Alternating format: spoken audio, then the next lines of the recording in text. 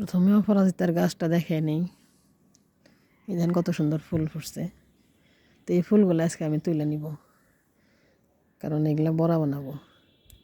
অপরাজিতার বহুত গুণ আছে।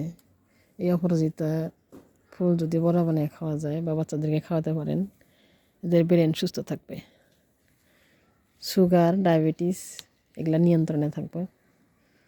তাই আমি অপরাজিতার পাতাগুলো আজকে এই যেভাবে তুলে নেব, তুলে নিয়ে এগুলো বড়া বানাবো।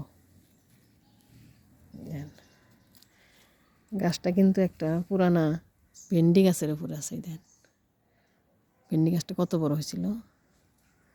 তো এই যে অপরাজিতার যে সেইগুলো আছে, এই কচি কচি সেইগুলা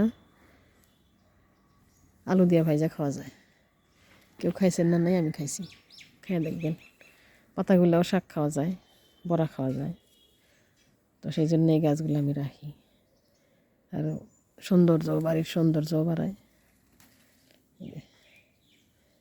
তো এই ফুলগুলো আজকে আমি বড়া বানাবো বেসন দিয়ে।